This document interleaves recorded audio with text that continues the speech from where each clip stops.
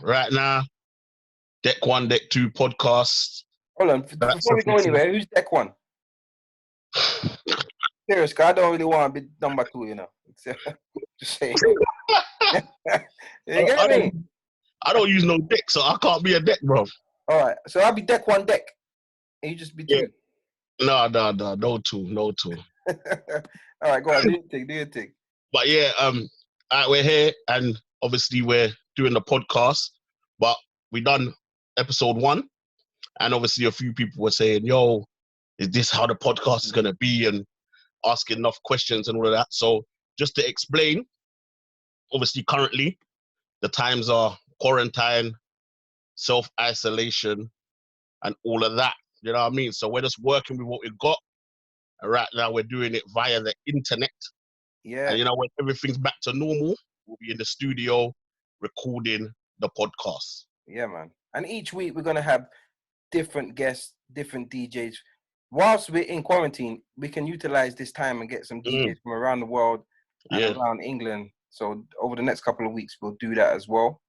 But we saying, shall we bring to this week's guest in the building, yeah? Yeah, man. Bring the guests in, man. Jordan. So we got Simple Simon. Let's hope they're ready. Glamzino, MixR Moe, and Kal-i. Let's try and get these them in. I can swear, for no reason. We got everyone for no reason. I was just gonna swear for no reason. Yeah, for no reason at all. But yeah, we got everyone that watched last week's episode. It's on YouTube right now. So just search youtube.com/Deck 1, Deck 2. What? He's in the building. You have to press. Yo, take the mute off. At the bottom, there's a mute button. The mute's fully on, Simon. Yeah, he's fully muted it. Let's get the mute going. Everybody, got it. Check. MixR Moe. You in, bro? Can you hear me, yeah? Yeah, we can hear you now. All right, good to go. Well, go on. MixR Moe, the camera. Yeah, MixR Moe, turn on your camera, bro. All right, let's draw 4. We got one more. Hold on. Let me try and have to email the brother. 1 second. Give me an email. I'll try and get everyone in. Simon, you're killing them with the With the what? With your rare grooves today, boy. Okay. I was just slow jam. trying to You're trying to increase the quarantine babies and that. Boy, just trying to play tune, man. I can hear now. It's Fat's not here. What you can do if you're on your computer and if you're on your phone and can't see anyone, scroll over to the left or to the right, and you should be able to see who's not there. You understand? You can't see on the main screen. Oh. You know what I mean? If you use a laptop, I'm good. You're good. Use a laptop, you can get everyone in. But you know what I mean? Because on the phone you can't see everybody. On the phone you can't see everyone. You can just phone, but you can't see everyone at once, basically. Yeah, but on your laptop you can have like a grid screen and see everyone. You know what I mean? So again, my laptop's long now. Yeah, it's all good.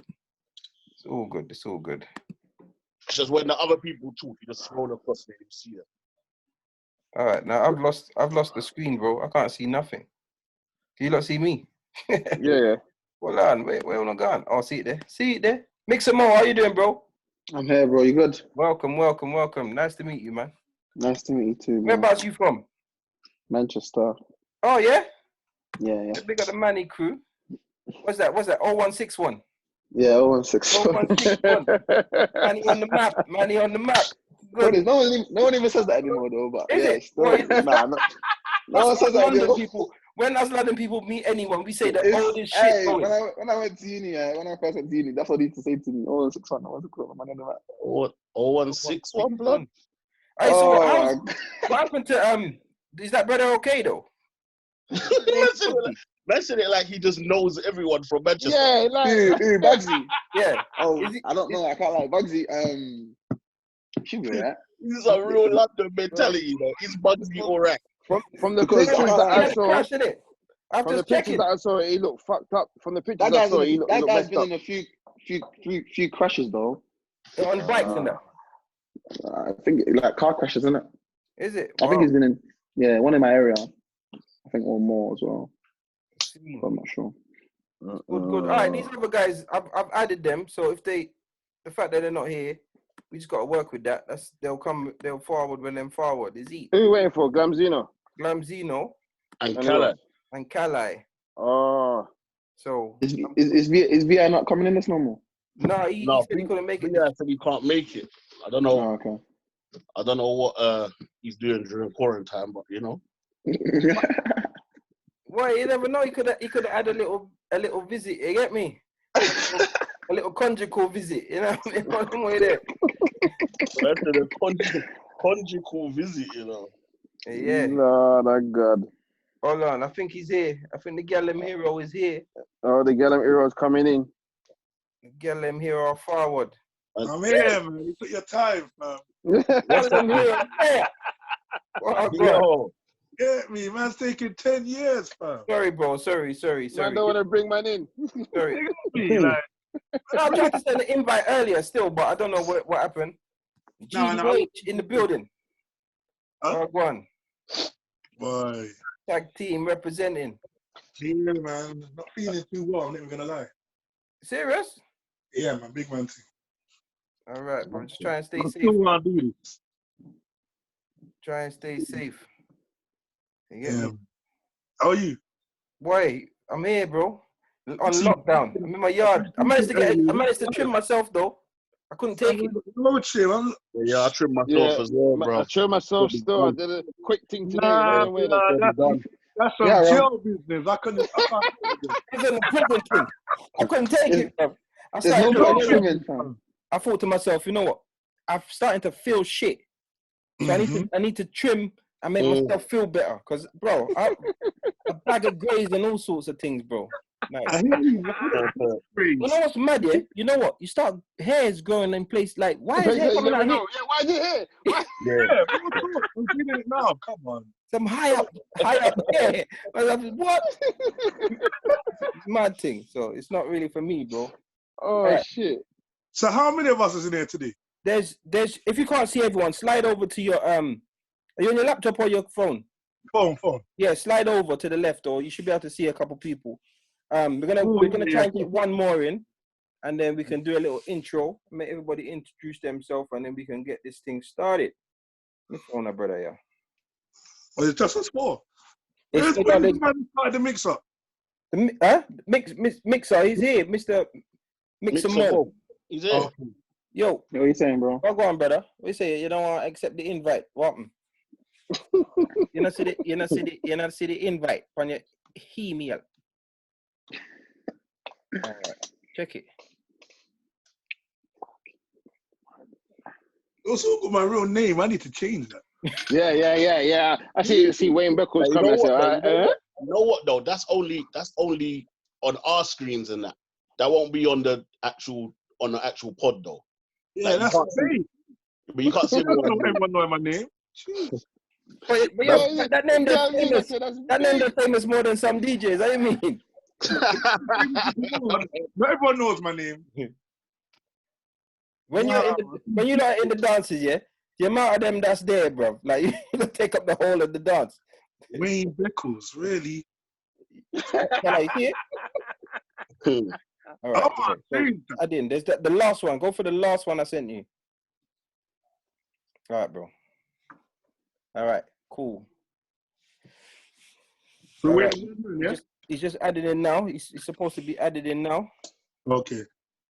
And then we can get this started. Yeah. So last week we had English Fire, Aaron Sticks, aka Sticksy Dan, Cash Kid, Mr. Hooley, and Vendetta. And we spoke about, in fact, we started off speaking about the quarantine and how DJs are affected financially.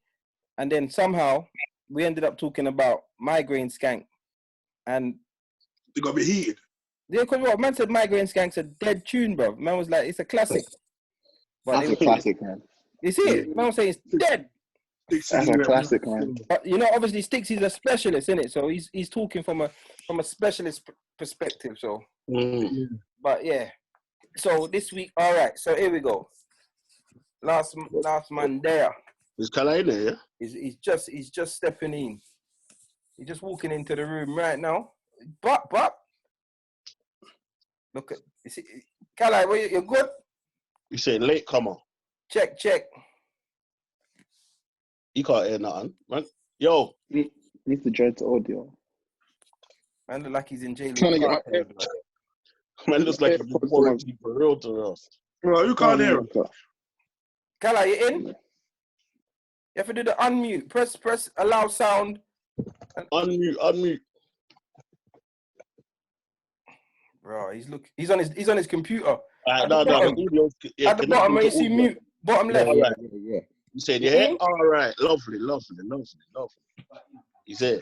All right. Check. All right, Fats, over to you, brother. Now, let me, all right, well, yeah. I'm obviously Fats official.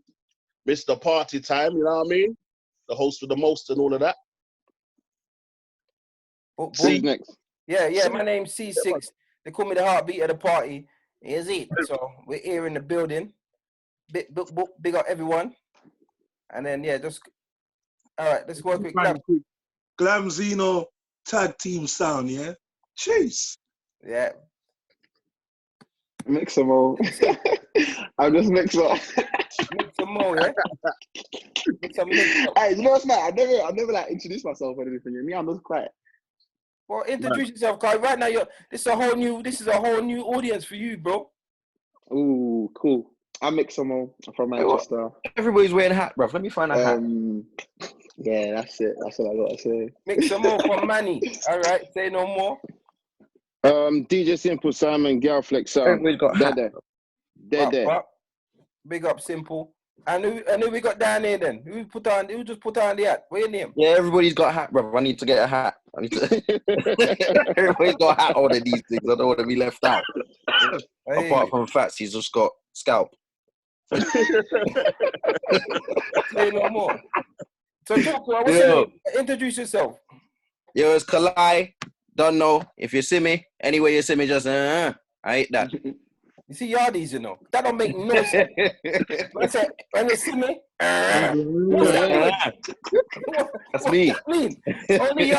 Only yardies can make sense of that. That's wild. But yes, welcome. So we've got a few topics that we're going to discuss today. Fats usually does this bit, but he's handed it over to me, and that's why it's all unprepared. Because I might. No, I could do it still. All right, do your thing, man. I can do it. All right, so basically, the topic today, there was a bit of a stir on Twitter. Yeah, I think it was like Monday or so. There was a bit of a stir. Sir MixR Moe tweeted something along the lines of, after Corona, every DJ is gonna have to lower their price. It's mad. Yeah. He tweeted. Yeah. Caused a bit of a stir. A lot of DJs were saying, nah, that ain't the case. How are you talking about? You've gone mad. You're high. Yeah. Obviously, MixR Moe is here now. We brought him on the show. MixR Moe, you can explain yourself. Yeah. Why you said that. All right, cool. So I said that because, I feel like not every DJ in the whole world. When I speak about every DJ, I'm just looking about my surroundings. So my surroundings being, obviously I'm from Manchester, and it's very different to London and all these other places. And the way promoters book DJs is even mad here. So when I said every DJ needs to lower their price, it's because after this crisis that we're coming out of, it's going to be even madder. The demand for clubbing will obviously be higher, but however, the promoters won't really be looking. I felt like the promoters won't really be looking for the maddest DJs. They're trying to make bread because they've lost so much bread, and they're trying to save money while making bread. So I assume that they're going to go for cheaper DJs that can actually do the same job. They're not looking for DJs on the technical side. I assume they're looking for DJs that can just do the job of delivering a good party, because regardless, people are going to have a good time. If the DJ is technical, no DJ, if the DJ is not technical, you know what I mean? So I assume that, bro, you got to lower every DJ's got to lower the price because it's going to get competitive. For example, I'm charging a price that is like, it's not my price, by the way. For example, I'm charging a price of like $250 and another DJ is charging a price of $200. The other DJ is more likely to get booked because he's cheaper. And especially after this crisis, I know the promoter's not going to really want to pay the $250, and I'll have to negotiate and battle that price of lowering it. You know what I mean? As I said, every DJ needs to lower their price. And then, so then at that rate, niggas are trying to kill me. it's going to be some £20 DJs and shit. Nah, you see, yeah. When I said lower the price, I didn't mean lower the price by 50% or by 80%. If you lower it by 20%, it won't even hurt. It's just hurting people's egos. To me, anyway. What makes you think? All right? If you don't mind us asking, what is your price? Nah, I can't disclose that now. It's always different. You see my price, yeah. Even in my city, yeah, I can't I've worked for my price, innit? Like my price is not low. It's actually quite reasonable, but it's high. So a lot of promoters, that when I tell them my price, they do come at me and say it's high, but I've worked for this price, especially in my city, innit?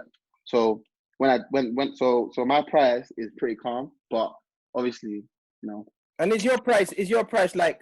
So if I was to book you, in Manchester, do they book you for the whole night? Do they book you for an hour? It's different. It's different. A lot of the time, it can be the whole night, or it could just be me and another DJ. But like London and that, they just do like half an hour sets, 1 hour sets. So Midlands and that where I go uni, they do that half an hour sets. So it's very different to the environment in Manchester, innit? Okay, but I want to book you in it. So like, how much? Yeah, when you're ready to book me, we're discussing it. Yeah. All right, I hear you still. Bro, to be honest, I think that's dead. It was an opinion, innit? Cool. It's your opinion, but I think it's dead. Yeah, you can think because it's dead. I'll explain. I don't want to be rude. I don't want to come across rude, but I'll explain why I say that. Yeah, because we are already in a place where undercutting. And DJs promoters going for the lowest DJs, the lowest price DJs, but you pay good, you get good. You pay shit, pay peanuts, you get monkeys. You understand? 100%. And when the man them who actually have got talent and have put in work start to charge the peanuts, they're devaluing themselves. Man's put too much work in for that. Do you get what I'm saying? Way too much work in for that. I do think there should be a standard of a price where, you know what, if you're not at a certain standard, you shouldn't charge certain money. And then that way promoters are not duped into booking shit DJs for high prices. And then the good DJs can't undercut their fellow DJs because they don't fit the bottom rate. Because that's what some of them do, innit? They undercut. And if we've got a standard, then it's fair game for everyone. That's just my opinion also. You get me? But the thing is though, yeah, there's always gonna be an undercut, innit? It's just that I think the tweet, yeah, there's like obviously MixR Moe went on to explain what he meant, innit? But the damage was already done technically. Yeah, the damage was already done. Like even though obviously the way I worded it could have been a little bit better, but I knew what I was trying to say in it. And when I even spoke to my other boy about it, he knew what I was trying to say. But a lot of the DJs, like, I don't know for them guys, man. But is that your most engaged tweet? No. Oh, so you're controversial then? Controversial wise, yes. Yeah, that's the most engaged, hands down, most engaged. Because me, I don't get into this kind of pastoral. But however, if you look through my tweets, a lot of them I just speak my mind, and I don't really care because it's my Twitter. I can really say what I like. So a lot of them are just anyway. A lot of them was quite insulted by it, but it's not like I hit them. I said, yeah, you have to lower your price. I'm just saying what I think in my mind. Right, you can hear the Niger coming out. Can you hear it? You hear the Niger coming out. So it's like I said, you lower your price. so MixR Moe, are you gonna lower your price? Potentially, yeah. I don't mind. Like I will really take that. I will really take that element because I've lost bookings. I've lost bare bookings. Obviously, I will still uphold my value as much as I can, but I will lower my price in certain points. Like, why not? Glam, what do you think? Hey, what I'm saying, I understand where my man's coming from.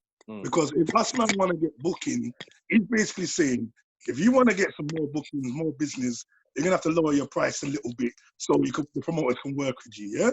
That's cool.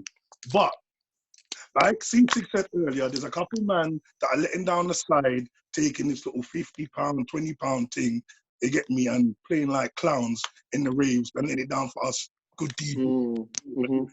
So when Corona's done, me, tag team, head back, Glamzino lowering our price? No, we're sticking to our price. Our price is not even high. You get me? It sounds like Mix charges more than us. Charges more than us. You get me? So I'm like, my price is what it is. You get me? Work with me, I work with you. Yeah. But I do understand where it's coming from because it's going to be sticky for promoters when, you know... Not even just promoters. Bars and clubs, they're really taking a lot of L's in it, so they might even have to lower their price as well for even the higher fee and stuff. You know what I mean? But big man thing though, the drinks ain't gonna be lower. Security's not gonna get paid lower. No. The toilet man's still gonna get. It's still gonna be £1 for a chewing gum and a lollipop. Yeah, and a spray of jupe. You get me? It's still gonna be. It's the same. And my other thing, only people taking the L. My other thing is, yeah, like there may be. I'm not saying like immediately, but everyone's been at home for the last 3 weeks and people are dying at home right now, yeah? So there might be a mad surge of even new ravers. You might get a whole, you know, that person who, I don't even go out no more. They're ready to go out now. So you may get people that don't even normally going out, which means the promoter is going to get more money than he normally gets. But in saying that, you're also going to get the shook people who say, boy, I can't guarantee 2 meters from everyone. I'm not going. Because even if they lifted this thing tomorrow, there'll be a bag of people not going out. I'm telling you, if they lifted it tomorrow and you put on a dance tomorrow, I reckon it'd be empty still. Yeah, but if we're being real, bro, there was 3,000 people in Brockwell Park. Yeah, but they were all separate. Day. They were all separate. But I guarantee you, no one rubbed shoulders. But how close? But they're probably close. They're close enough. There's 3,000 of them in that park. Bro, I was in Sainsbury's, yeah, and I was looking at something, and a woman stood a couple meters away, just waiting for me to stop looking so she could come there. I'm saying, blood, like, you can pick up the water next to me, you know. That was like when I was in Audi. She ain't trying to stand next to me. Do I look like a Corona man? Do I look like a Corona man? Do I look like a Corona man? You get me? But, no, I'm joking. But the fact is, I think everyone's gonna take L's. Every single person in the entertainment game has taken L's right now. Come on. I'm not gonna continue to take L's when they lift it. Why am I gonna continue to take L's right up into next year and shit? Fuck that. Soon as it's W season, I want all of them. Yeah. I want them all. I want to be a walking WW.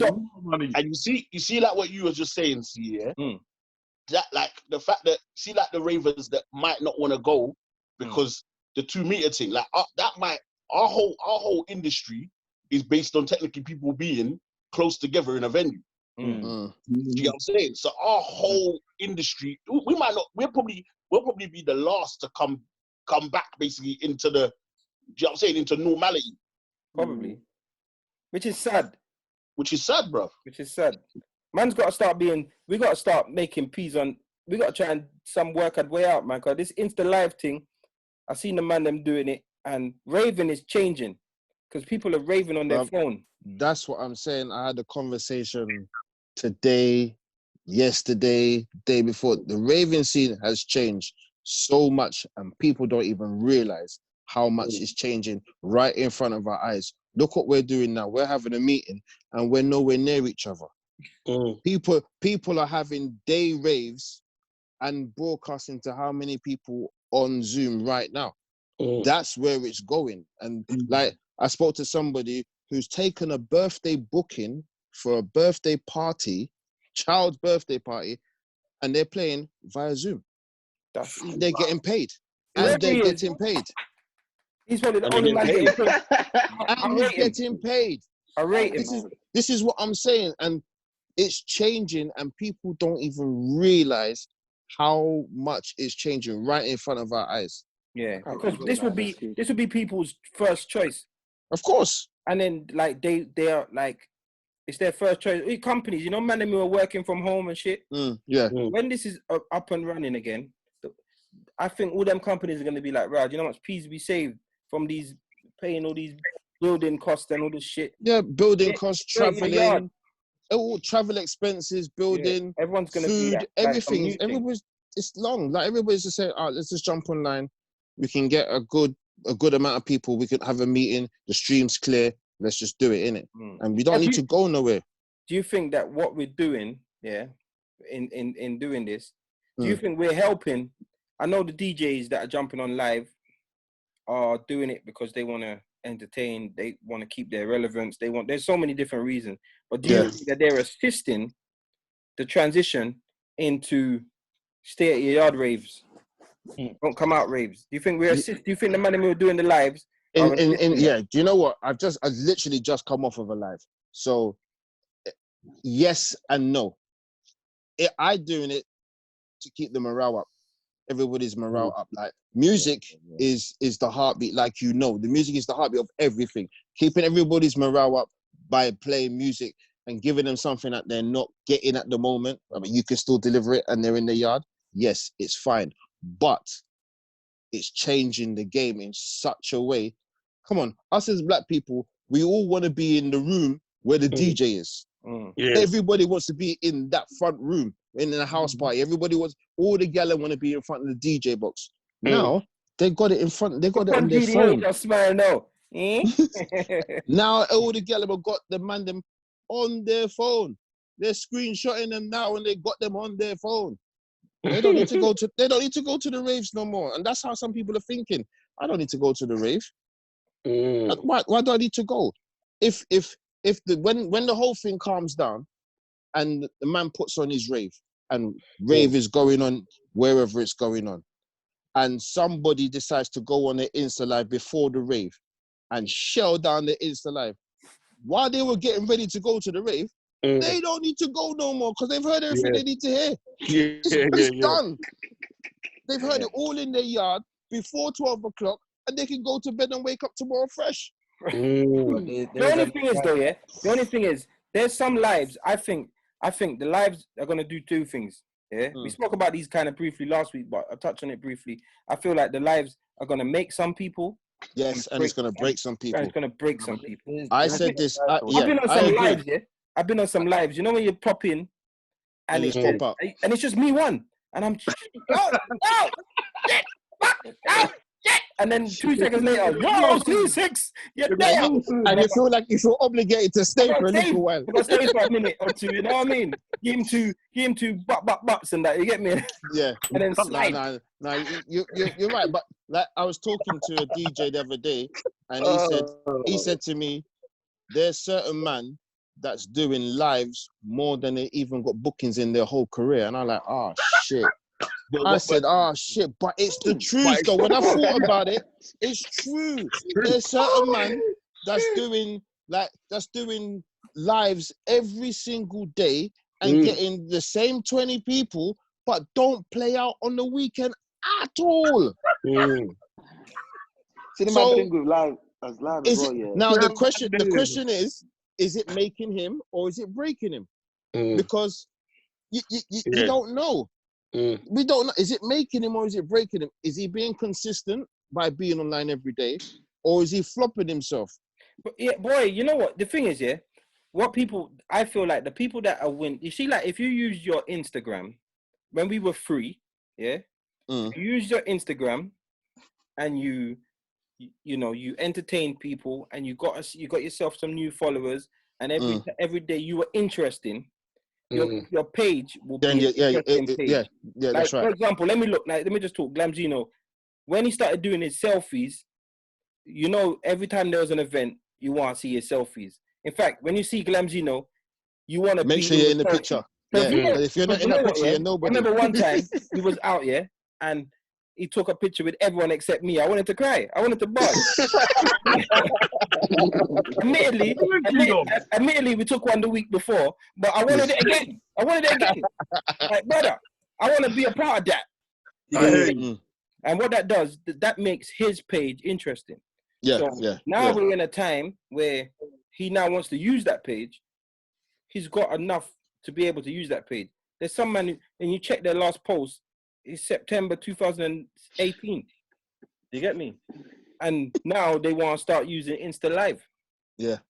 But You this know is what I it. mean? Hold on. This is Did you it. not? Sorry to cut you, man. Yeah. But didn't you see that post when we first went into isolation? There was a post about how certain DJs need to learn how to mix in their bedroom. Did you see that post? No.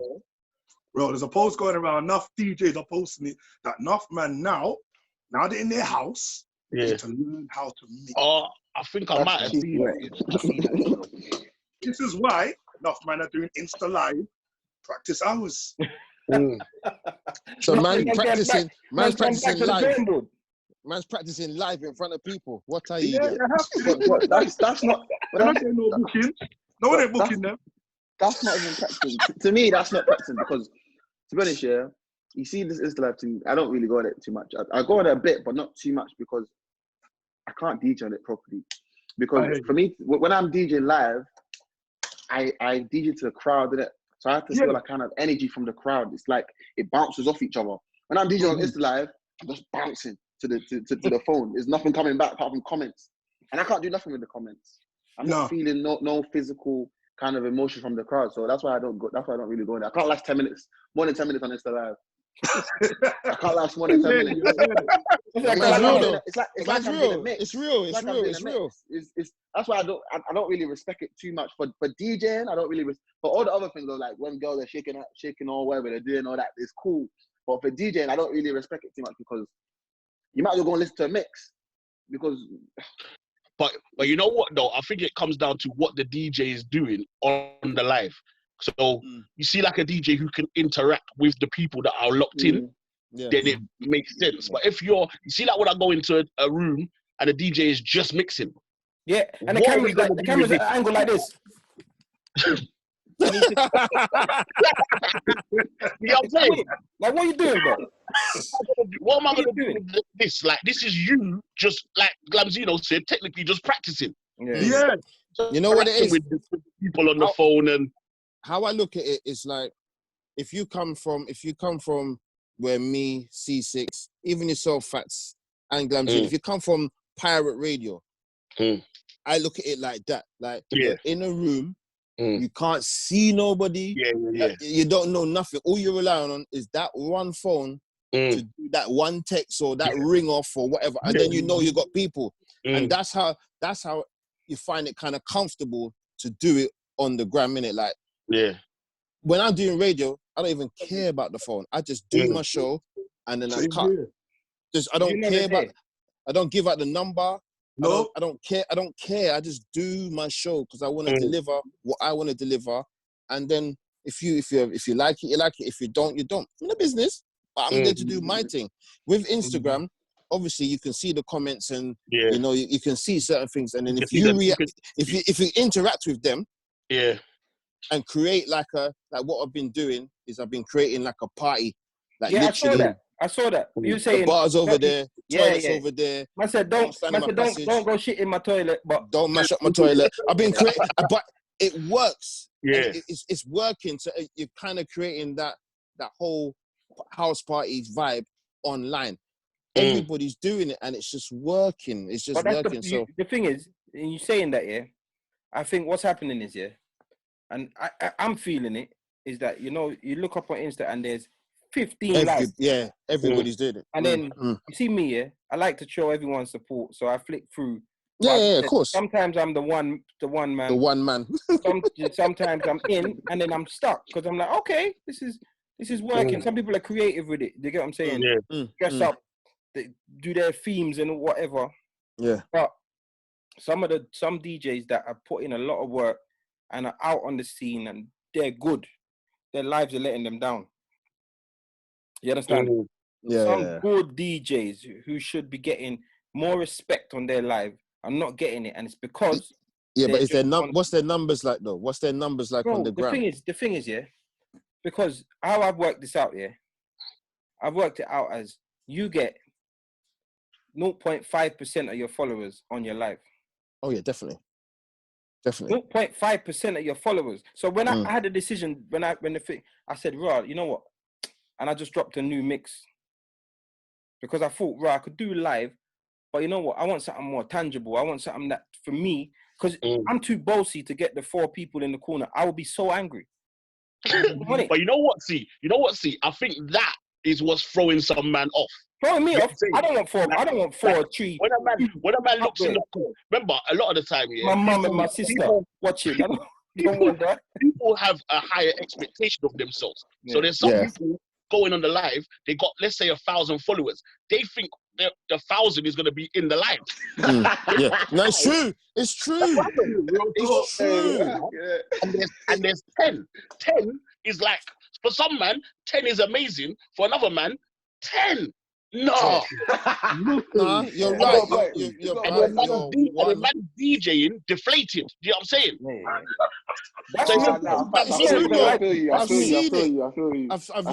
I've seen it. And I've waited around, and I'm like, right, is there anybody else coming in this thing? And nobody else is coming in this thing, and I'm like, I can't even just bail out on a man like that. That's like, rah, but you want to log in from your other phone and shit. And if 100 people come in, if it's dead, it's dead. Your energy is more reciprocated. It makes sense. Yeah, to be honest, I'm too bossy for that. Not even bossy. Bossy might be the wrong word, but I feel that I've worked too hard to have 5 people viewing my live. I don't know. I don't know. No, but you're active though. You're active on your gram.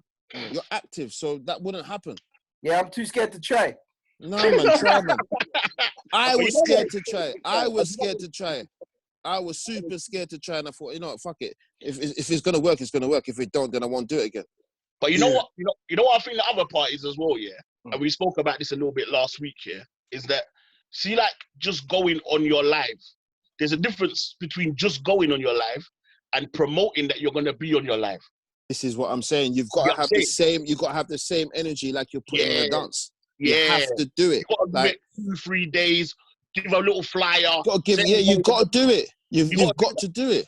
If you just go on today at 6 on a whim, bro, everyone's eating dinner. Really? Yeah. Oh shit! It's true. It's true. The only thing I wouldn't mind doing it is like doing a Zoom rave and having like 4 DJs and we do like sets and shit. I wouldn't mind that. I think Dance Episode have done that. Yeah, they've been doing that still. They've been doing that still. DJ Tate and that's been doing it in soca. Yeah. They've been doing it still. I wouldn't mind that. But to be honest, I feel like I've always been a SoundCloud man, as you man know. Like, that's me. Like, I just prefer to put out mixes. I feel like I'm not looking down upon it, but I do feel it's gonna make some man, it's gonna break some man. Simon, I listened to your thing the other day, and I was like, yeah. Man was like, well, the toilet is over there. Make sure you get yourself a drink. Don't shit in my toilet. You know, like proper. I was like, that's creative. Let me tell you the other thing. I can't do it. I feel like I would get in. I would try. Yeah. And I'd get angry, and then where's everyone? And then just leave, and then delete it. Just delete it. Man, just kick down his whole set. Just kick down his whole thing. But let me tell you the other thing that was sick as well, obviously, which adds to certain things, yeah? So, like, obviously, Milk Tray was played a certain time, and then he passed it over to Simple, you know what I'm saying? Which makes it, and it also, the human, like, because there's just bare lives, do you know what I'm saying? If it looks like, Rod, there's a man that's going on at 1, like we were saying last week as well, another man goes on at 3, another man goes on at 8, another man, do you know what I'm saying? And you just link up the whole place. Yeah, that's what we spoke about that, and I said, Rod, you know what, we can actually, because you can actually go on the next man's feed, like you can go on the next man's live. Like when we first done it, and then like he had like 200 and something people on, and then I jumped on and I said, right, boom, I'm ready to roll. And he said, right, everybody jump over. And it's literally as soon as he logged off and I logged on, instantly, I've never seen the numbers shoot up like that. Like it just went.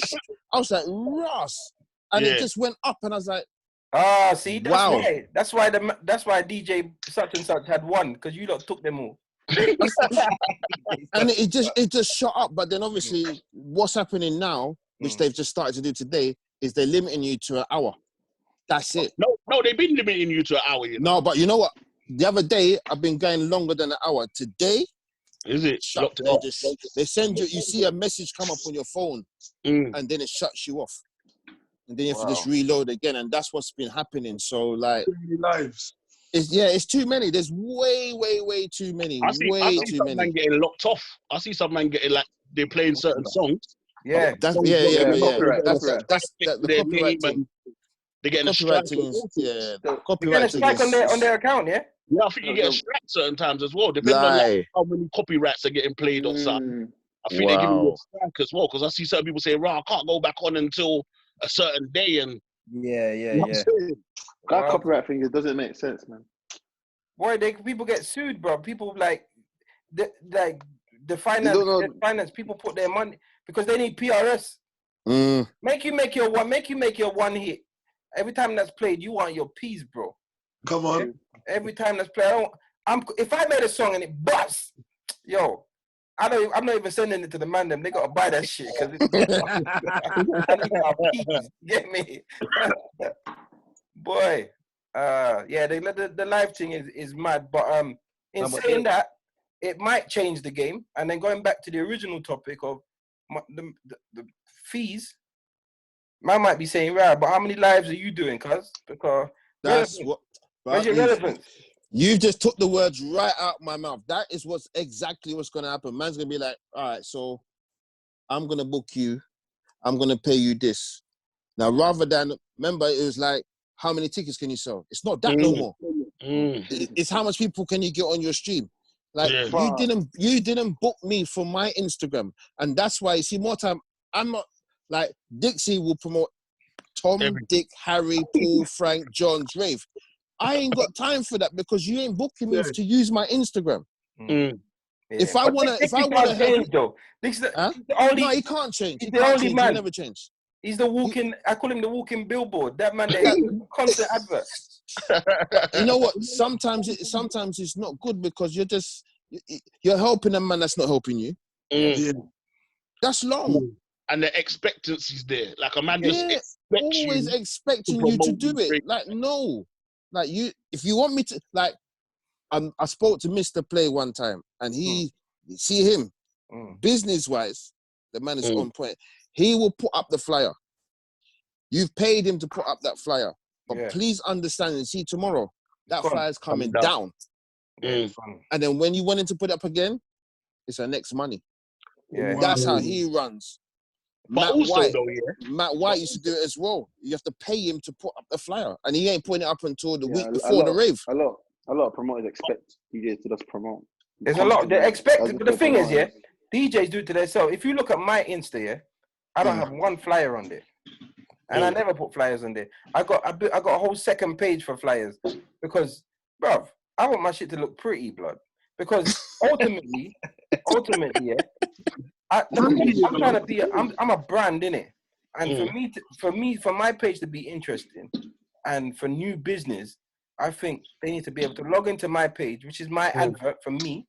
And you look and say, "Oh, this guy's interesting." At a flick, you get what I'm saying? They don't want to look and see Nicki Minaj on a flyer, Rihanna on a flyer. It just looks dead. You get what I'm saying? So I do put it up for a couple of days, take it down. Insta stories are a blessing for me. I'll promote anything. Promote on that. I'll promote a man's dance if I'm not on it. Glamzino's birthday, I will do that. That's my brethren, Simon, your birthday, dance, whatever. I'll promote it on my Insta story. It's not an issue. I don't want to find that almost, because I'm sure everyone in there at some point might have done their own event. But then don't you find that when you do your own event, not that you expect man to put the flyer up, but you kind of think, raw, like, what? Man don't want to promote where he is. You see what it is? What I feel is like, if I'm spending my money to get the artwork done, and then I'm getting your picture and your logo put on my flyer, I expect you to put the shit out there. Come on. Other than that, I'm not bothered. But if I put my money and put your logo and your picture on my thing, you need to support the thing, blood. Yeah. But did I ask you to, or did you do it yourself?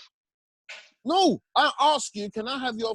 Listen, if I'm putting out 10,000 flyers and I'm putting your logo and your face on my flyer, I'm promoting you as well as my dance. Yeah, I hear you still. I hear you. You got a point, but here's the thing. No, but I'm not asking you to fly it, you know. Yeah. I'm just asking you to put it on the Instagram. That's all I'm asking. Whether it's on your story or on your post. Yeah. I'm just asking you to help. I'm not telling you to fly because that's my job. I'll tell you what I think's happened, yeah?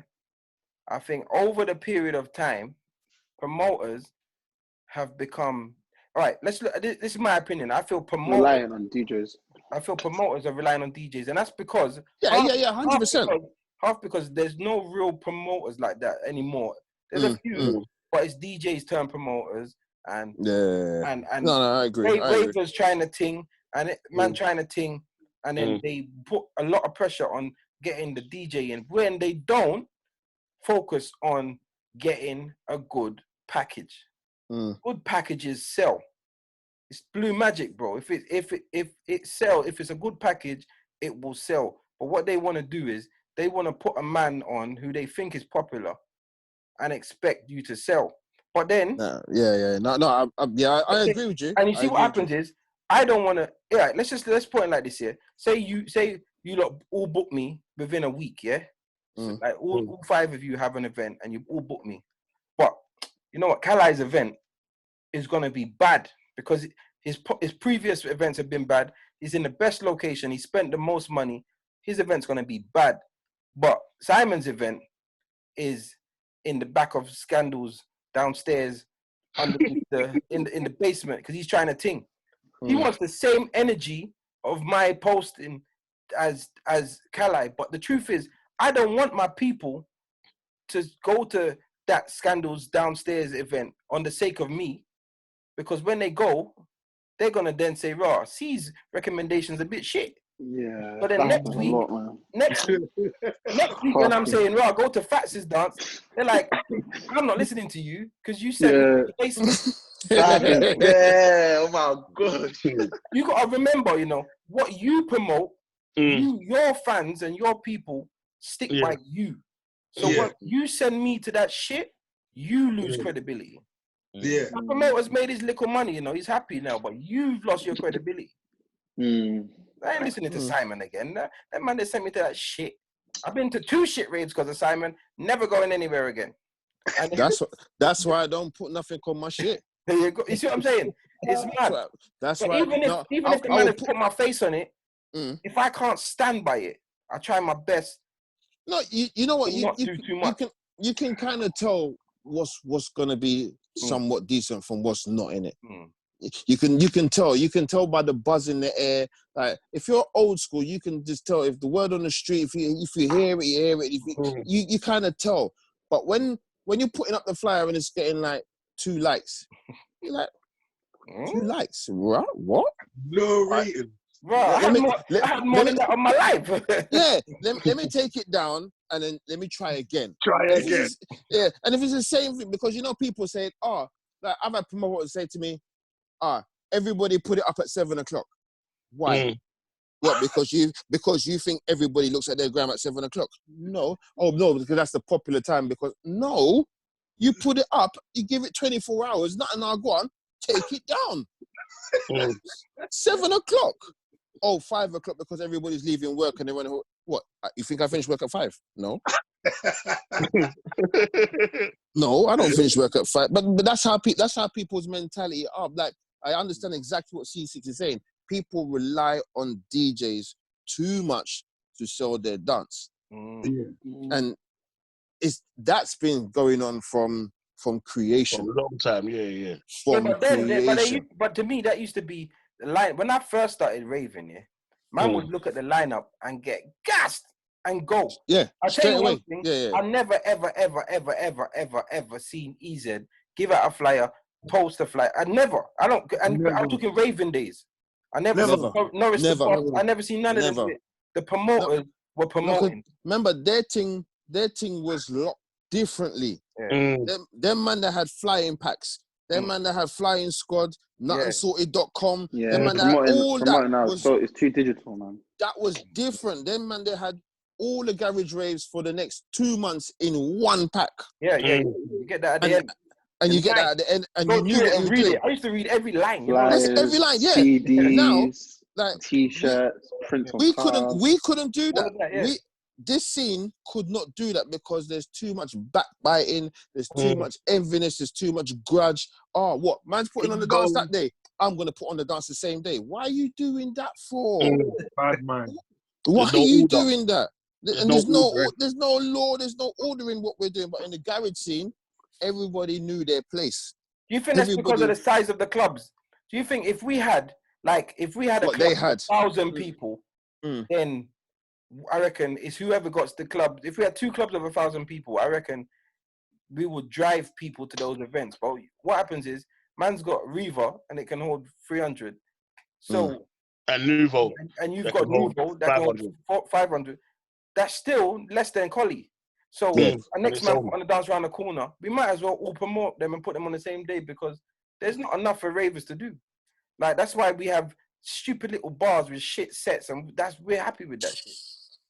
Idiot is club with the idiot is set. You know, man's playing on old radio station sets. You know, like them idiot with the foolishness.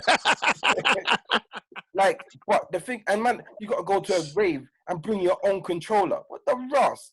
Yeah, that's a joke. It's Yeah, getting that's silly. that's getting ridiculous. And the controller will be this size. You know what I mean?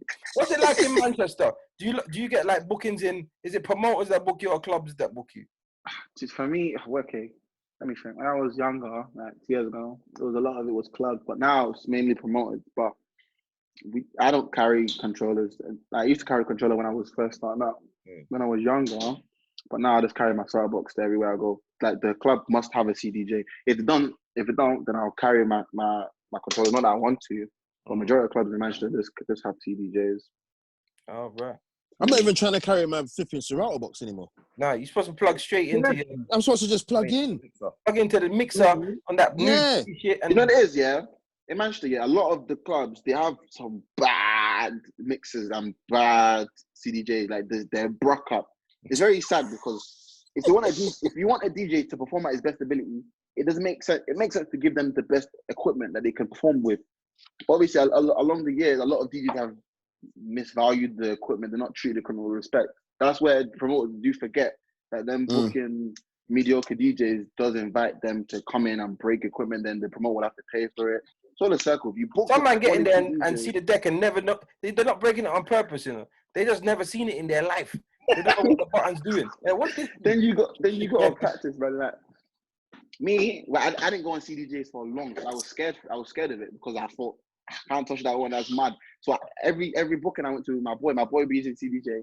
I'll be carrying my controller. I wouldn't touch the CDJ. I'll be watching him use the CDJ, and I learned from watching him on the CDJ rather than going on it and doing cut, doing everything that I feel like is possible.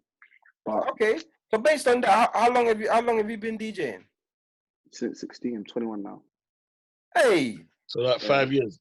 5 years. 5 years. these young boys want to take our money and make us childless. He's young. He doesn't even have bills. He don't even pay bills. He wants to stop our money. Probably for over 20 years doing this thing. What Glam? How old do I look? I'm a young G, though. Man said 16. Yo, listen, I thought he's older than me, cuz. Yeah.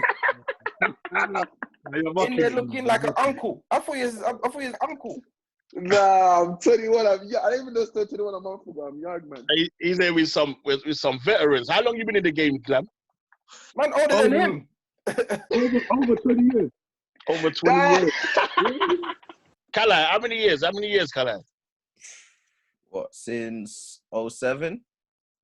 So what's that, 13? On and off, yeah. 13. See? I'm from 1998, 99. Whoa. That was when I was born. You're at the same time as me. No, but it's funny. It's funny. The difference is, Glam was like, when I started, yeah, I'll tell you about me. When I started, I did Power Jam. I did the reggae thing. I followed my dad. So I was on that. You get me? Me, yeah, it was the Power Jam boy. So like man, like Mr. Speng, I was in that little circle. Scooby T, Speng, you get me? That set, man, be down at Porky's. The Gal Flex thing. I used to rave there. Like I used to think one day I'll play with them, man. There one day, but I used to rave. I take my money and go there. Man, make man sound old and that Yeah, shit. but you know what? Bro, you know what? Like you know what? Man, You know what? In this, you lot were leading the scene that I wanted to be in, but I was comfortable. I'm out playing Luciano and Beres. You man are out playing. You lot are out playing like Elephant Man and that. Beanie Man and that. Beanie Man. Them man are playing. Them man are playing Showtime Rhythm. I'm playing Couscous. You get me? You get me? Hey, simple. How many years you been DJing? All right, so I started when I left school, so I'd say about 16. I was playing music before that, but properly started doing it 16, 17. And I'm 40. And that was I'm in 40, what, 1986?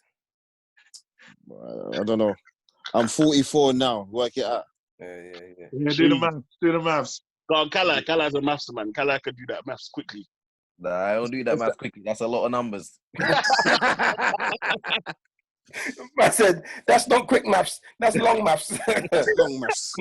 Nah, I've been doing it for a whole 28 minute. years. Yeah, see it there? Basically 20, yeah. What? 28? Yeah, You don't even look 28, blood. Simple's a veteran.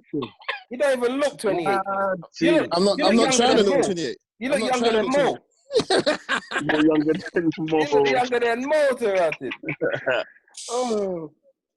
So Mo, so there you go. You're around some veterans now. You're around some man who's been DJing. Yeah, you.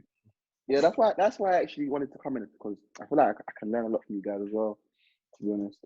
It's good that you're doing your thing, and it's nice to see the young generation. I rate the young generation, to be honest. Anyone who's got a passion for it, I don't rate the people that just come in it because just come in and do it for money. Girl and money, yeah. Yeah, a lot of man do it. If you've got a true passion, what would you say your what's your favorite? What's your genre? What's your type of DJing? What's your genre that you go for? Afrobeat, but I got a lot of love for old school R&B. Okay. Afrobeats. When you say old school, like what? Name an artist. Ooh, okay. Man's gonna say, Chris Brown. Man's gonna say Chris Brown. No, okay, cool, yeah. Because me, I count myself as different to my peers, because I will dip into my 80s folder. Dip into my 90s folder, and 2000. 2000 is my favorite. But I do like 80s more than 90s. So it goes 2000s, then 80s, then 90s. Yeah, 80s R&B. Wow. More than 90s R&B. Yeah, I scratch a lot in it, so I feel like I can scratch better with my 80s as well. So it's just much, and the beats are funky. I like funky beats more than the 90s are more like slow, cool vibes. But the 80s is funky, proper disco. But it's just that people my age don't really listen to 80s, so it's sad. But you know, I do enjoy playing 80s. I may bring in sometimes. But, I rate that. I rate that. Kal-i, what's your thing? What's your genre? I just play whatever. I don't really mind, you know. Yeah, what would you say your speciality is though? What's your spine? If I said to you, bro, listen, you need to impress the fuck out of them, and you need to go deep in your box and do your thing. What age group you talking? So I prefer, any age. You gotta do your comfort zone. Women in it. Yeah, but what's your comfort? Because we all can do everything. We all can do a lot, and we're all multi-genre. But you're fine. Like you have to have fine. I can't. But you have that spine, innit? Like probably slow gal tune. So whether it be slow jams, R&B, or dance, or slow, like I just prefer playing slow tune for women. Okay. The gal them thing. Them thing, crutches man in, yeah? I wouldn't even say that, bro. Wallpaper scrubbing, bro. All right. Jeez. Mad. We ain't getting much more of that, mate, with this corona. Yeah. Internet scrubbing. So that's the flip side of the thing, though. All right, Glam. Now, you see, Glam, I need to know from you, because I need the official scoop, because let me tell you why I asked this question, yeah? sick dancehall DJ, sick garage MC, but the slow jam clash champion. You think I can't remember them days there? Come on. Right? Come Red on. Groove Done. Mm. Yeah? What is your spine? What would you say your speciality is? Mine will always be slow jams. Yeah. I love playing slow jam. I don't get to play it enough. Yeah. You get me? Because my first time on radio was a slow jam show early hours in the morning. You get me? For 5 years. 7 in the morning. You get me? So my love's always been slow jams. Everyone think, oh, you're a bashment man. You're a funky man. No. Yeah. I remember in Mint Bar. I remember your clash in Mint Bar. Oh, you went out to Duppy, them man. That didn't even say a name, you know. No, bro, listen. He got the trophy though. Like he proper went in, bro. I was there. Like he went in, won that. Get them screaming. Come on. He won that. You know, like there's some clashes where it's like, he won that. He won that. People don't even clash my age anymore. You know? We say people don't what? People don't even clash my age anymore. That's a different generation. They're not from that era. I don't see no clashes. Yeah, that generation can't clash. It gets too personal. Man starts licking out man and them thing there. It gets very personal because it gets too personal. People, a lot of egos get hurt, innit? Yeah. But at the end of the day, it's just for the love of DJ, man. Anything, if I get beat by someone in a clash, obviously I'll be hurt. But whatever they beat me with, I will go and learn it so I can apply it whenever I want to DJ. It's a learning curve. Got a very good attitude. I like that. They got a good attitude. Simon, what's your thing then? You know what? My actual love is R&B. That's my love. But everybody's thrown me in this old school dancehall thing, and I've just adapted to it. And mixing it is just like it's just second to none in it. It's quick and fast. Boom, boom, boom, boom, boom. So I don't know. My love. If I'm in my house, I'm just listening to R&B music. That's just me. I will do that all day. Bashment, where Bashment's going now, I lost. I'm not afraid to say it. Me lost. Yeah, we had this combo last week. Still, me lost. Everyone was against it. Still, they weren't. New Bashment is dead, man. I'm not afraid to. There's a few gems. There's a few gems, but I'm not afraid. I'm not afraid to phone a man. I'm not afraid. Yeah, there's none. None at all. I'm not afraid to phone a man and say, yo, what's that rhythm there? There's no tune now. I'm not afraid to do it. In 20 years. Like Showtime and Brockout. You know what? No. You know what? Stylo G he's churning out some proper hits that will last a certain length of time. He's done well, but I don't think none of these hits are bad like Call Me a Yardie. Personally. Yeah. I don't think Dumpling. I don't think they're bad like I think Dumpling is. It's not as close. It's not as successful, but it's close. Yeah. It's very, very, very close. It's a sick tune. Don't get me wrong. It's sick, you know. It's like, very, very close. It's very, very close to Yardie. Call Me a Yardie is like. Call Me Yardie is that's just different. That's just different. And then when he done the Bob Marley mix as well, like he just took it to a whole new clientele. That when you play that in a festival, gone. So new school dancehall, one or two, but they're not gonna last. They're not a ting-a-ling-a-ling in it. They're not that. They're not that. No, they're not. They're never gonna be that. No, it's not. But you know what though? Do you know what? Like that we say this year, but we have to remember that. See, like a ting-a-ling-a-ling, that was like for. It's based on when you was listening to music. So let's say MixR Moe, his era of ravers. We'll appreciate. Whatever. Maybe you know what I'm saying, ting-a-ling-a-ling to them. So you say that, but I can name so many dead tunes, from the 90s and the 2000s, dead that don't even get played. What gets played are the ones with sustainability. So these new tunes, but they're all here today and gone tomorrow. They don't even get played in the dark. When's the last time you heard Ragging King Tough? Big tune, 2 years ago. Don't even get played, bro. And you see the tunes that when they really good, they have sustainability. That's why Dexter Daps, Shabba Motherpot will still get played and something like Tough don't get played. What do you So think? there's just a difference in sustainability of those two tunes. Do you think that's to do with the accessibility of them, though? Bro, I think it's said to that do with the other day as well. the quality of the tune and the way the tune touches you. Now, when you look at it in a different light, for example, back in the day, it was you'd have to go get And a buy record, you have to go buy it, and all these things to hear it. Now you can go on a computer, you can hear it 20,000 times, and you're tired of it. You don't want to hear it no more. I think people rinse out the songs to the point where they don't want to hear it no more. Whereas back then, you wait for the to play it on radio. You wait. You have to go buy it on tape or buy it on vinyl or buy it on CD. Now you just download it and play it however many times you want. And you get sick of it. Yeah. Hey, that could be a thing. But the two tunes I mentioned are in the same era.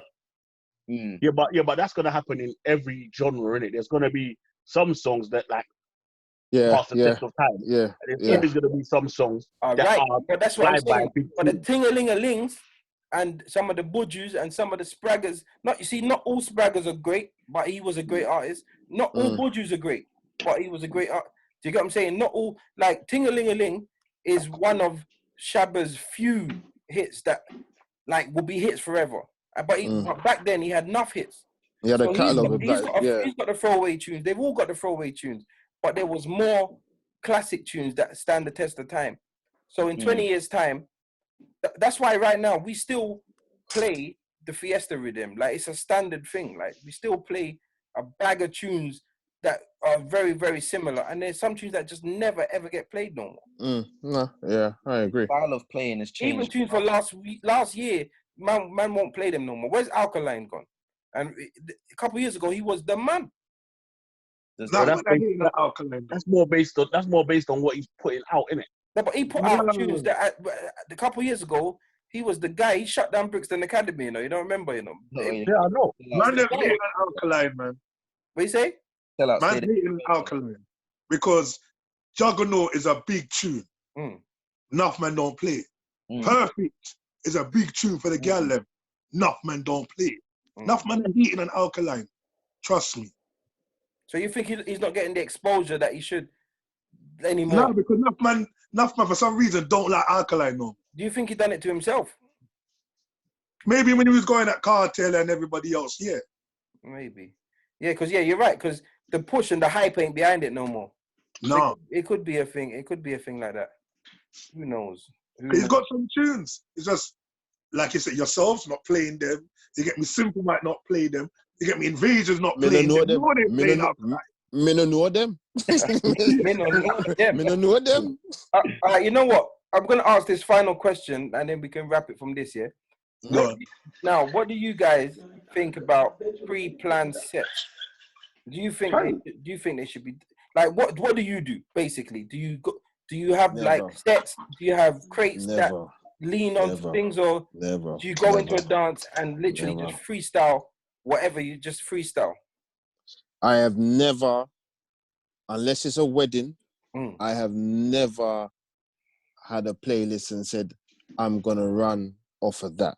It don't make no sense. You walk in the dance and have your head in one area and say, right, I'm gonna play that, I'm gonna play that, and then you walk in there and the man's playing it already. You're still gonna go and play that. Yeah, you're fucked. That's foolishness. Make sure you're in the dance early. See who are gone. That's not always possible. No, it's not always possible, but open your mouth and talk to the DJ. And find out what's been playing. So go on, Mo, you said... Sorry, I did it once. You see, in Manchester, yeah, I never do it in Manchester because it takes the joy out of DJing because one, as just said, you don't know what the DJ before he's played, so it's a bit mad that you don't know what the DJ after he's even gonna play. But I did it once because when I came to uni in the Midlands, I didn't know what to expect. I didn't know, like, the DJ in there is very different to the DJ in Manchester, innit? So I had to actually adapt. It was mad. I had to adapt. So one of my boys, he was like managing me at the time. He recommended that I planned my set. I've got a manager. I said managing me at the time. So one of my boys that was managing me at the time. Man sounds like an artist. Man said managing me at the time. He was directing me, innit? He was kind of directing me. I needed some help, innit? So he was directing me. Okay. But yeah, so he told me to plan my set. And when I planned my set, it was one of the worst. It was a good set for the crowd, but for me, it was one of the worst sets because I felt like I was doing a mix. and it just took the joy out of my DJing, because when I'm DJing, yeah, things come to me split second, and I just think, yo, boom, then put that in, put that in, put that in. Not, I know oh, it's coming up next. I know, that's not it. So I wouldn't recommend it, because it just takes the joy out of DJing, and the DJ before you could have just rinsed every single banger for you to now. And then when you now have that plan set, you now look at it and you see all the bangers he's played. You're gonna think, wow, what am I gonna do now? You're pressured. Yeah. So, Kal-i, what about you? Now, as Simon said, unless it's a private booking, as Simon said. unless it's a private booking, there's no point doing it, because your energy bounces off the crowd. You can't necessarily, you can say, yeah, I'm gonna deliver this to the crowd, but ideas come as you go. So you're canceling your blessings. You're canceling your potential. Like you just plan something in your bedroom and go deliver it to a live crowd. It ain't gonna be. Yeah, I hear you. That's selfish, bro. That's you playing to yourself, pretty much. I hear you. Glam, what do you think? See the playlist things. You know, we got some promoters who have a certain rave and they want their DJ to be a certain way. I was gonna say that. So, I'm not calling no names. I don't know, man, to say, right, Glamzino tried to He works for certain man who play in the city. You know what I'm talking about. I'm not calling no names, yeah? But me personally, I don't like the playlist thing. I'm a man who will go into a rave early, listen to the DJ before me and see what's going on and just freestyle, because you get more excitement from freestyling. I don't want to go to one crate and say, yeah, I'm playing that whole crate that I put together for this rave. That's dead. I don't feel right. You get me? I go into a rave, and when I'm feeling a vibe, I put my thing together, and I don't play back no tune. But when you got DJs who love playback tune, that's where you got to playlist them, and there's a lot of them out there. They're managed to be playlisted. What do you think about the fact that, like, you kind of touched on, yeah, the fact that there's like certain promoters, you know, like you might go like, so let's just say, because obviously it's two separate things. You're the DJ, he's the promoter. Now the promoter often will tell the DJ what should be played at what time. But you as the DJ may go into that rave and think, nah, this crowd don't want to hear garage right now. That's not what needs to be played. So really, I need to play old school R&B or whatever it may be. You see me fast. I don't even argue with the promoter, you know. I don't argue with the promoter. If he tells me to play soca and then play funky, that's what I'm going to play, because he's paying me. You get me? That's what you want me to do, nice and early. You get me? I don't mind doing. You get me? Because sometimes, you know, some of us DJs will always feel that we should get prime time. Yeah. You get me? Every time we play out. But sometimes these promoters will be like, no, you're playing early, like 10 to 11, do this for me, and rare. I don't mind. You pay me the same money. Cool. A lot of DJs even forget that the warm-up set is probably even the best set of the night. Yeah, it is. Because that's when you can actually, you know, I think it's the best, because you're actually building the energy for the crowd. You're actually building. You're not like coming in. Obviously, the prime time is a fun set, but building something can be even more fun. To be honest, to me anyway. Because I spent a whole year DJing. Funner. Anyway, I spent a whole year DJing in Cocoa Bar. Big up Funner. I like them new words. I spent a whole year DJing in Cocoa Bar, and I was doing warm-up set every single week. DJing where? In Cocoa Bar? Yeah, Cocoa Bar. Oh, I said Cocoa Bar. Cocoa Bar. Cocoa Bar, yeah. I spent a whole 1 year DJing warm-up set. I did prime set at least maybe 3 times in that year. But the warm-up set it humbled me and it showed me so much. That's why when I go and DJ... That's exactly what I was about to ask you. Did you learn, like you learned your music, you learned so much more doing that whole... Because I remember when we just started out in Glamzino, remember, like, we used to do baseline FM dances, we used to do... And we had to warm up. And we were always like, why am I not playing at them time there? Why am I not playing them? But you know, we learned so much music that's made us. That's how you work up, man. Because now I barely do warm up, but I still have respect and love for warm up. So if a DJ, Go on. What are you just saying? For a young guy, I really respect it. Yeah, of course, 100%. Because the youngsters have got the hurry come up attitude, but you need to have that and humble, because you realize, you know what? Yes, I've got this Pop Smoke song, but unfortunately, because of my position, I'll never play it in the dance. You gotta play Candy Rain, fam. It's not my time. It's not my time. When it's your time, you will excel better. Because you ain't rushed for it. You have created the journey. There's some man that get the warm-up set and play the main set during the warm-up time. You see that man, they're the most selfish man. 11 to 12, man needs to play that right now. Yeah. But see, there's two kind of people that do that. One, the real selfish man. And two, the guy that isn't really a DJ. Yeah. And he doesn't know any better. He's in too deep. He's literally got 30 songs and he's gonna play them whatever time he plays. He's only got 30 songs. That's the man that need to play. You get what I'm saying? Listen, I want. Sorry to cut you. I want to go back to the playlist thing here, because I've been out. Yeah, like let me just talk about when we're abroad, for example, because it's easier when we're abroad because we're in the dance for long. So running into a dance on a Saturday night, sometimes I get there 2 minutes before my set. You've all experienced. You've all experienced C6 running in 2 seconds before the set. What's been played? You've all seen that, yeah.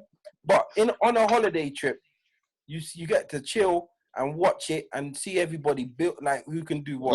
And what I find is, I've been on a trip and I see a man sitting there all day on his laptop. Planning. And then that same man saying to me, because I'm raving, what are you gonna play? I don't know. Like, what? What do you mean? Like, because some man have to plan their set. I don't know what it is. I don't know if it's a gift. Because when I used to have my CD pouch, I used to just... Yeah, you know your thing. I know my thing. And it's the same on my crates. Like, I challenge people to have better crates than me. Because I spend so much time to understand where my music is that I don't have to plan and I don't play the same. I don't even have to search. I can find nearly any song in my laptop without having to search, because I've put it in the relevant places.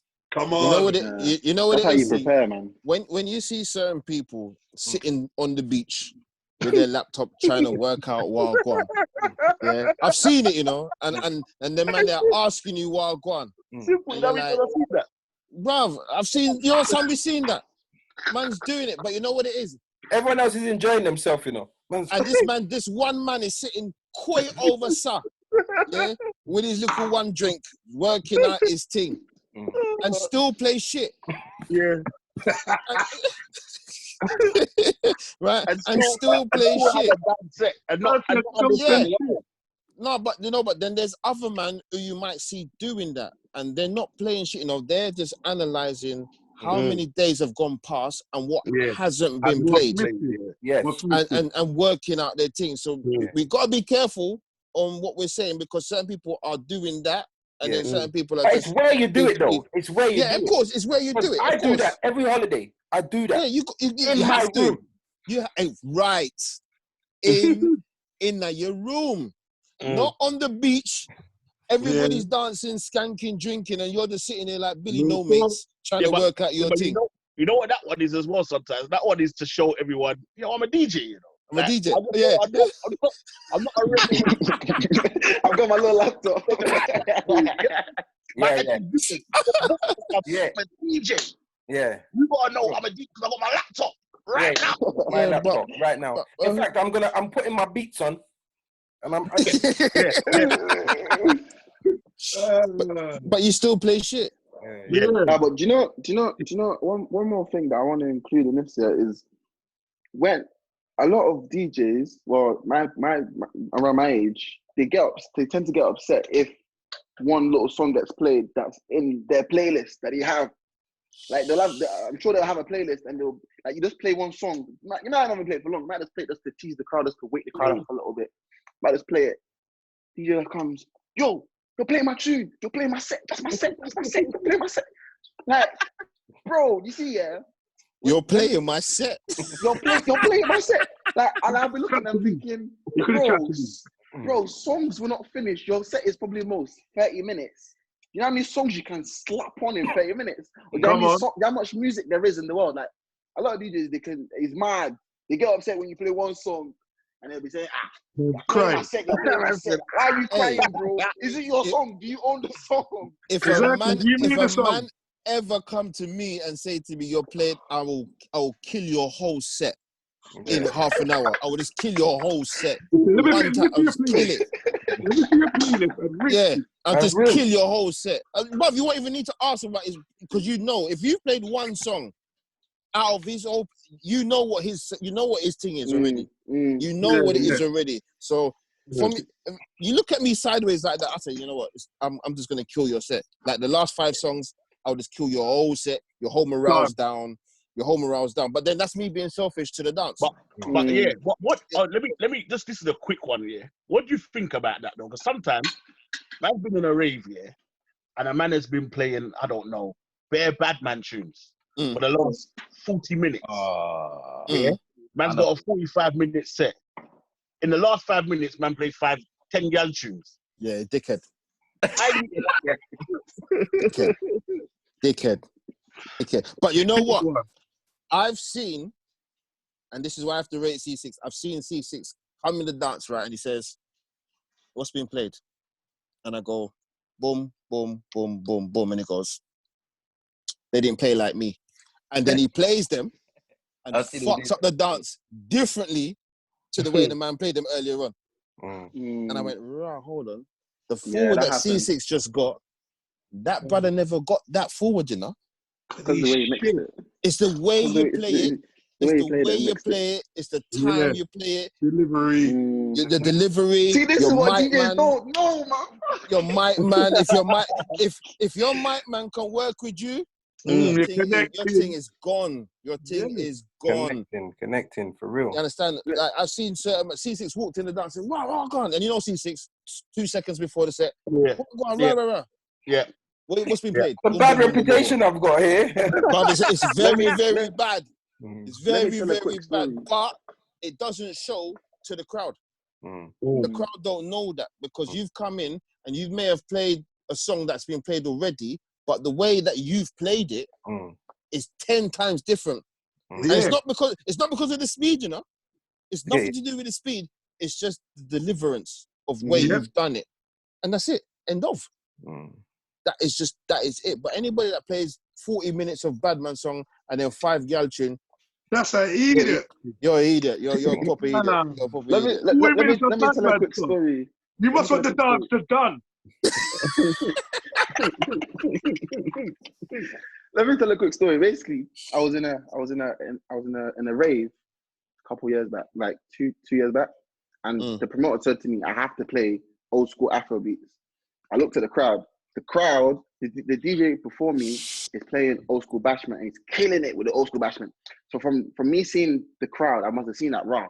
There's a lot of Caribbeans in here. There's no Africans in here, barely any. Like the way they're enjoying this old school bashment. And now I need to play old school Afro beats. But I imagine that raw, they might like new school Afro beats. So I'm trying to play the old school Afro beats and swing in some new school Afro beats. Bro, the crowd was dead with old school Afro beats, but when I swing in the new school Afro beats just a little bit, swing it in, they're enjoying it. The DJ now comes, I'm playing my set. Bro, what do you want me to do? I'm playing to the crowd for the night to last. Unless you want to enter your set with a dead crowd and wet them up again and be doing warm up again, it's mad. Yeah, but that is the dictation going wrong. But then that goes back to just DJs playing out of order, DJs not being able to stick to where they should be for the dance. Like there's some tunes that shouldn't just be played at certain times. We just know that the rave isn't ready for this yet. Like like we all know that the new hype stuff is when the dance is full, people are comfortable, they've got their space, they've got their drink, they've got a little bit of liquor in their system, and that's when the hype that's how it gets. And you know, some people just play out of turn. I feel like there should be a DJ council, like a DJ police. You know what? We're going to talk about that on one of these podcasts. DJ first. You know, like literally, man, sit there, but you gotta be fully qualified. You gotta be your own. You got to. You can't, because it's a bit mad because everyone has got their own. Some people, some people must think I'm not good. Some people think I'm great. So I don't know who qualifies to be the premier. Because that's the problem. Everyone has. That's where you're gonna have. That's where you're gonna have the problem. Yeah. How do you dictate to me? You tell me you. You can't tell me. It's the egos, bro. You get me? The egos are always gonna win on that one. Egos, it's mad. So this is where the live comes into it now. Because if your live's got more than mine, then you got more. Yeah, but is that enough though? I'm joking. No, another man might say, but my SoundCloud gets more plays than your live. And another man might say, but I get paid more than you. Another man might say, but I get more bookings than you. But are they selling raves though? Yeah. The thing is, are they selling raves? If you get more bookings, more numbers here, more numbers there. But as anyone said, Raw, the way you played in this rave was sick. Are you hearing that? Yeah, but the thing is, well, I get more bookings than you. You can show once a month, and I get 15 bookings a month. What are you gonna tell me, but bro? Are you getting 15 bookings because you're good, or is it because you're cheap? Bro, I don't know, but right now I'm getting 15 bookings and I feel good. There needs to be like an urban DJ city, man. In the rap, on my Instagram, I look good, innit? Yeah, I hear you. I'm saying. And that's just the argument, bro. There's too many different arguments that a man's going to be able to bring.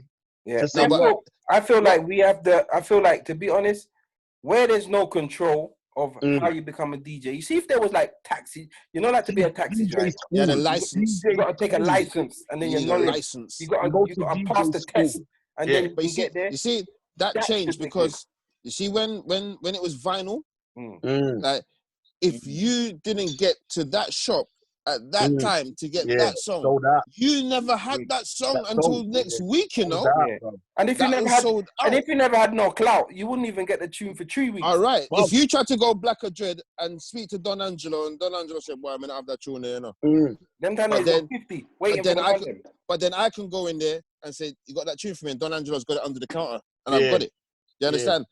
Where now, all you have to do is have you can have a minimum of $1,000.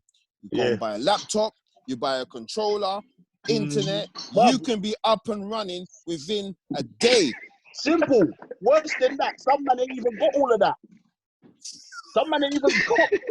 It's true. Some man don't own a controller. Some man just about got a laptop. Like it's a Dell. Man's got a Dell. Hey, big up Dell. I started on a Dell. Big up a Dell. Man's rolling up to the dance with his dead Toshiba. He's got a fan. He has to bring a fan with it to cool it down. Cool it down.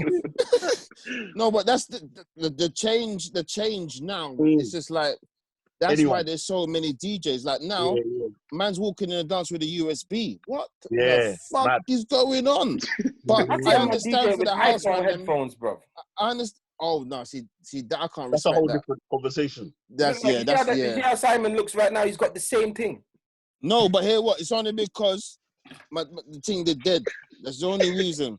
And I've only just taken it out of the box to use it. I've never used it. So please understand, my headphones them different. But there's man mixing the rave with what MixR Moe's got in.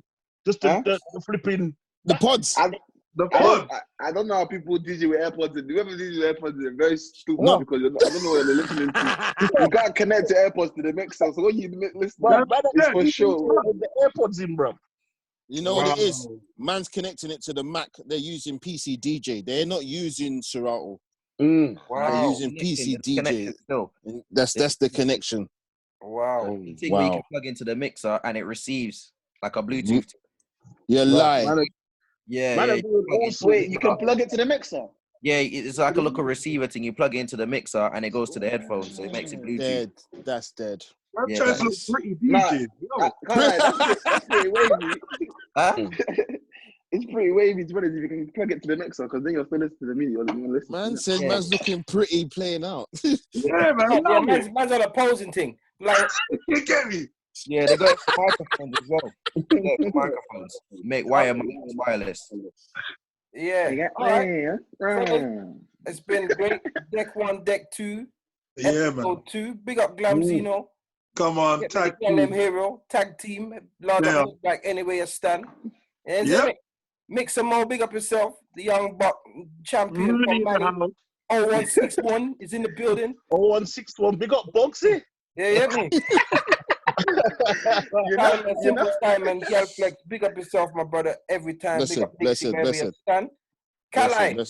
Well, boss, listen. I tell you what, Kal-i. Send every one of us a dub plate, bro. I'll send you my email. Them man, they got cheap run road right now, you know. Yeah. Gully Wednesday ain't got none. Yeah, come on, man. Kal-i, you're not dealing with the thing properly, brother. Every tune you make, you must send dub plate, and I want to. Send me the emails. I'll sort it out. All right, say no more. Say nothing. Say nothing. Kal-i, big up yourself. Yeah, man. So, guys, respect for coming. I'm gonna put all of your Instagrams and everything, and you get me. Thanks for coming. We definitely will be having you back for another episode. And yeah, man, that's cool, man. Make sure you're following on the YouTube. Yeah, man. Deck 1, Deck 2 on the YouTube, and make sure you're following on SoundCloud at Fats Official UK, Spotify as well. Fats Official UK. Yeah, man. Say nothing. Big up, man. Yeah, man. Big up everyone. Bless. Bless. Love it. Salute. Yeah.